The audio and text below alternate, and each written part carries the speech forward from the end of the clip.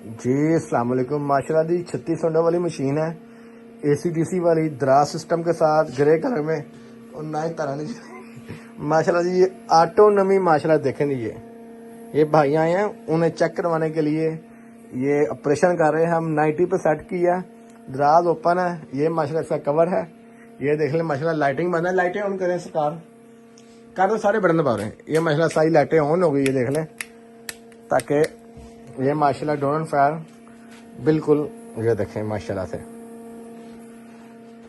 इसका बड़ा भाई भी है 64 वाला, उससे बड़ा भाई भी है 128 वाला, उससे बड़ा भाई भी है 192X वाला। ऑटोमेटिक दराज सिस्टम था। इसका दराज लेके आए यार भाई, दराज लेके आए किधर है माशाल्लाह से लैंड। ये इसका दराज है, ये दराज यहाँ से ऐसे अंदर जाता है, ये ठीक हो गया। ट्रे पाइप, ये माशाल्लाह एडजस्टेबल पाइप है, यहाँ से इसको अंदर डालें, इसके ऊपर रख दें। अंडा छोटा है छोटा कर दें, बड़ा है बड़ा कर दें। ये देखें माशाल्लाह कितनी प्यारी नमी बना रहा है। दिल गार्डन गार्डन हो गया दिल गार्डन गार्डन हो गया जी, इन्हों का भी हो गया दिल गार्डन गार्डन माशाल्लाह।